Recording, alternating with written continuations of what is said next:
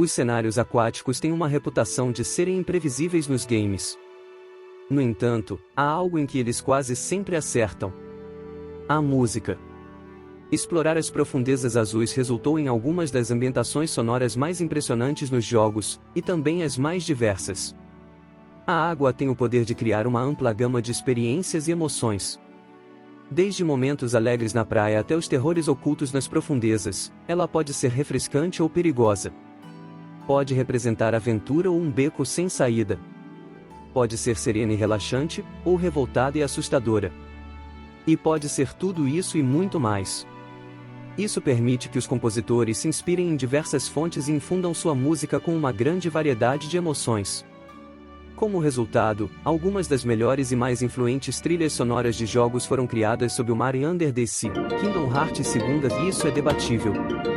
Neste vídeo, vamos explorar a evolução da música subaquática ao longo dos anos e como ela consistentemente mudou nossa percepção sobre o que a música de jogo pode ser.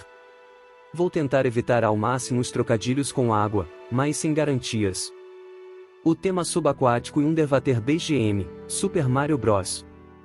É difícil começar em outro lugar que não seja a água do Super Mario Bros. O tema subaquático foi a primeira composição de Koji Kondo para o Super Mario Bros., representando assim o nascimento de um marco para os jogos e sua música. Koji Kondo se inspirou ao observar o pequeno encanador em ação. Seu movimento rápido e saltitante exigia uma música empolgante e enérgica. No entanto, quando Mario entra na água, ele perde sua velocidade e agilidade, tornando-se lento e flutuante, refletido pela música. O ritmo fica mais lento, as notas são prolongadas e fluem suavemente uma na outra. A maior mudança foi na assinatura de tempo, passando de 4/4, a assinatura de tempo mais comum, para 3/4, geralmente associada à valsa. A inspiração é evidente ao compararmos a valsa com os movimentos de natação de Mario, com seus impulsos ascendentes saltitantes e sua descida suave e deslizante. Provavelmente, essa foi a primeira composição de um videogame que não seguia a métrica comum, sendo a primeira vez que a música de jogo foi considerada além de si mesma. O tema subaquático não era apenas um som de fundo em um jogo de computador. Era uma valsa. Koji Kondo havia inserido uma peça musical original em um contexto histórico maior, algo que nunca havia sido pensado dessa forma, pelo menos não em uma escala tão ampla. Embora o tema principal do Mario Bros tenha alcançado maior reconhecimento na cultura popular, eu argumentaria que o tema subaquático fez muito mais para legitimar a música do jogo. O Super Mario Bros também estabeleceu uma série de convenções associadas aos níveis de água e sua música. Os controles lentos tornaram-se a mecânica padrão debaixo d'água, portanto, havia muita música suave e ritmo lento. O estilo de valsa foi principalmente deixado para Mario, mas houve um aspecto disso que chamou a atenção. Koji Kondo alterou ligeiramente o ritmo tradicional da valsa movendo a terceira nota para cima, criando esse padrão de notas ascendentes que se assemelha a um arpejo, quando as notas de um acorde são tocadas em ordem ascendente ou descendente. Arpejos são usados o tempo todo na música subaquática. Um arpejo ascendente pode evocar bolhas subindo à superfície. Combine isso com um arpejo descendente e você terá um padrão semelhante a uma onda, que dá a sensação de estar flutuando no oceano. E até mesmo um movimento descendente. O Templo da Água de Ocarina of Time tem uma série de arpejos descendentes, o que faz sentido quando se considera que a masmorra envolve o uso das pesadas botas de ferro e afundar até o fundo como uma âncora. Water Temple, The Legend of Zelda, Ocarina of Time. A influência de Koji Kondo estava por toda parte, e foi preciso alguém um pouco afastado para abalar as coisas.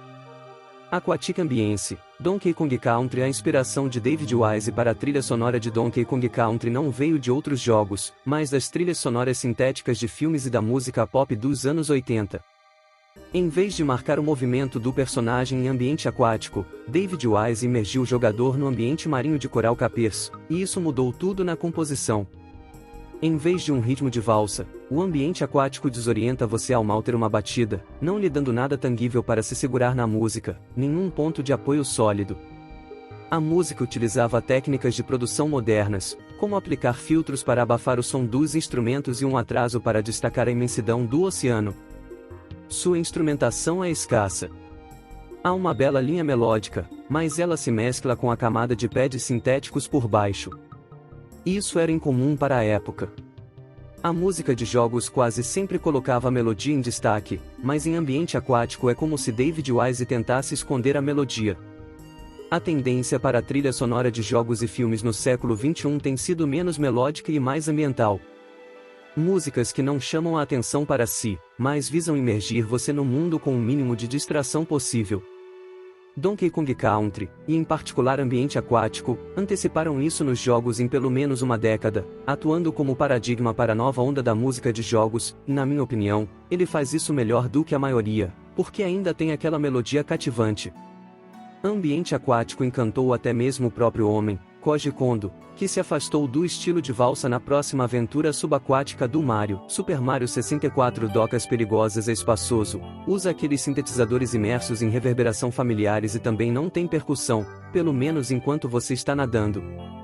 Quando você chega a um terreno firme nesta caverna, no entanto, tambores são adicionados para trazer estabilidade à peça. Isso foi o início de outro método para pontuar a música subaquática: a abordagem dinâmica. Um exemplo famoso é Banjo-Kazooie, em que cada nível tem sua própria composição subaquática que se funde perfeitamente sempre que você mergulha sob a superfície. Clunkers Cavern, Banjo-Kazooie. Infelizmente, não vimos muito disso antes da transição para áudio de qualidade de CD, o que tornou isso muito mais difícil de fazer, mas a tecnologia está alcançando e estamos vendo cada vez mais. Até o novo jogo Donkey Kong Country fez isso, então voltamos ao ponto de partida. As áreas aquáticas certamente não são as únicas ocasiões em que a música dinâmica é usada, mas elas definitivamente incentivaram o uso criativo da música nos jogos. Podemos perceber o impacto muitas vezes negligenciado que ela teve. Desde a primeira legitimação da música de jogos de videogame e a inserção dela no contexto da história da música, até abrir caminho para peças mais experimentais e ambientais, e incentivar o uso único e criativo da música dinâmica que só pode ser encontrada nos jogos. A música subaquática consistentemente empurrou os limites da música de jogos, e a melhor parte é que colhemos os benefícios disso, com algumas das melhores músicas já escritas para jogos. Obrigado por assistir! E você, o que acha das trilhas sonoras quando se trata de mundos aquáticos dos games? Comente aqui embaixo pra gente conversar. Se inscreva para não perder as próximas curiosidades e notícias do mundo dos games. Até mais!